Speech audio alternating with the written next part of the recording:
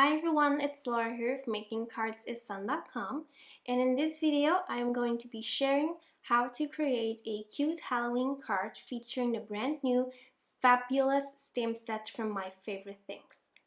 So first I'm going to stamp the different ghosts onto some white cardstock, and I'm using my mini MISTI tool to do that, since I can just stamp all of these images at once and I don't have to use separate acrylic blocks to do that. I'm inking up my stamps with Memento Tuxedo black ink, since this ink doesn't smear or smudge when you're using it with Copic markers. First, I'm using the N1 marker to add my first layer of shading, and I am using this feathering motion with the marker to get some really cool shading. Then I'm blending that out with the NO marker, and that is my highlight color. So I thought that the ghost looked a little bit too light, so I had to repeat that step twice. You can repeat this step as many times as you would like to. I usually repeat it about twice until I am really satisfied with my colored image. Also going to add some blush to this little ghost using E-O-O-O-O. And then I'm going to color the next image, which is the Frankenstein. I'm using YG17 to add my first layer of shading, and then I'm going to blend that out with the YG23 marker. And I'm usually using only 2 different shades to get some really nice shading, but of course you can use more markers. So then for the purple hair, I am using V09 and V15, and it honestly took me a while since I figured out this Copic combination, since the purple ones are just a little bit harder to blend in my opinion, but these two work really well together. Next, I wanted to show you how I colored this cat. I didn't end up using it on my cards, but I just wanted to show you how I colored it since I thought it turned out pretty cute. So I'm using wire 24 to add my first layer of shading, and then I'm blending that out with wire 21. So I had to repeat that step twice, like I mentioned before, and then I added some stripes with the YR27 marker. And I think that this cat turned out really cute. I didn't end up using it on the finished card, but I'll be saving this for a future card. So after coloring the cat, I colored the pumpkin, and this time I used 3 shades of orange.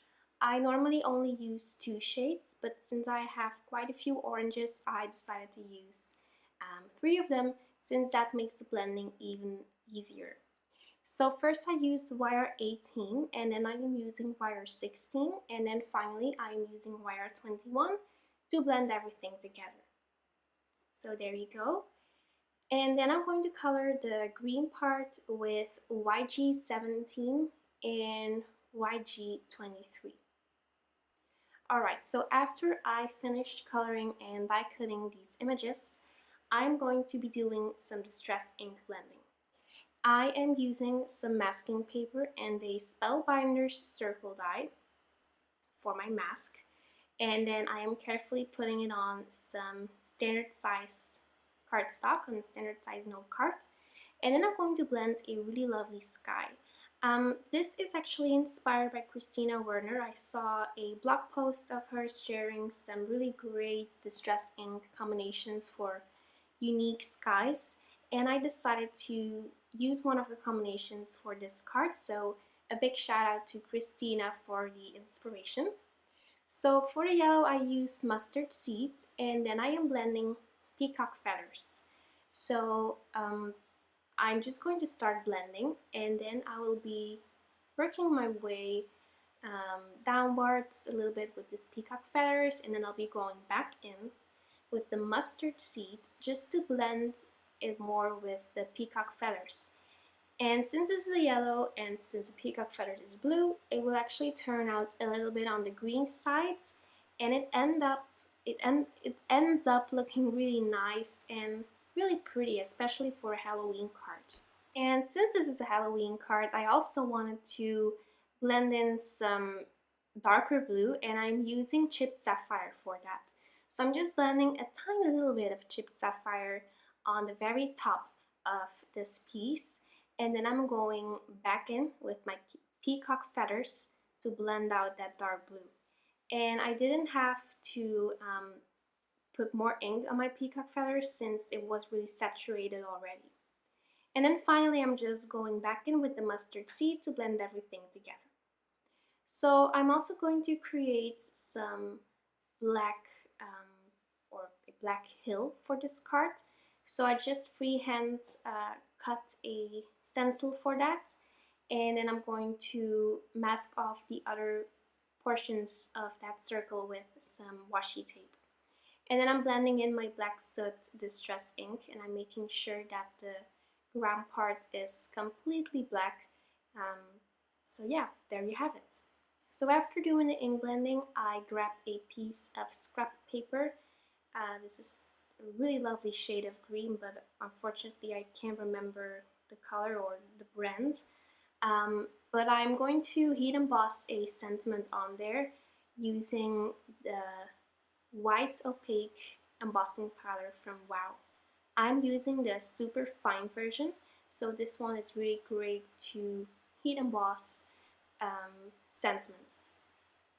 Then after putting my embossing powder on, it's time to heat set it with my heat tool. And then I'm going to use my Tonic Studios guillotine trimmer to trim a sentiment banner. And this was the first time that I'm using my guillotine trimmer for a card. I used it in my previous video to show you a review. And now I was finally able to actually cut a banner for a card. And I just absolutely love how clean this cut is, and I was just really excited. I almost wanted to give myself a round of applause, or rather give the paper trimmer a round of applause, since I was just so impressed. So then I'm using my scissors to create a really nice V-shaped banner. And then I thought I was finished with this card, but I wanted to add just a little extra touch. I wanted to add something subtle, but also a little bit sparkly. So I took the non-sticky side of my circle masking paper and adhered it back on with some washi tape. And then I'm using a stencil from Winnie & Walter and some translucent embossing paste from Wendy Vecchi to create a nice starry sky. So I am putting this embossing paste on quite thick. Not too thin, not too thick, just something in between. But I'm making sure that's really evenly covered with my spatula tool. And then here comes the magic. I just absolutely love to peel off the stencil after using embossing paste. So here you will see that once I peel it off, yeah, right here, you can see that you're left with this really beautiful starry sky. And since this is a translucent embossing paste, it will dry translucent, obviously. But I'm also going to put on some neutral ultra shimmer embossing powder from WOW just for some extra sparkle. And you do have to make sure that your distress ink is completely dry, otherwise everything will be covered with glitter. And you obviously don't want that. I did prep my cardstock first with some kitchen flour just to remove the cling. You can also use an embossing buddy or a Martha Stewart powder tool. So I heat set that embossing powder with my heat tool, and normally you should wait until your embossing paste is completely dry, because when you will heat set this embossing paste, it will actually dry a little bit puffy. But I didn't mind, so there you have it. And I really love how you can see that gradient from the distress ink, since this is a translucent embossing paste. And then finally, I'm finishing off this card by adhering all of my images with some foam adhesive. And I'm also going to stamp I'm going to stamp the bat image from the stamp set with Memento Tuxedo black ink. I wanted to use sequins at first, but that looked a little bit too busy, so that's why I ended up stamping the bats. So there you have it. I hope you enjoyed this video. Thanks so much for stopping by. Make sure to subscribe to my channel to get regular updates, and I'll see you very soon. Bye bye!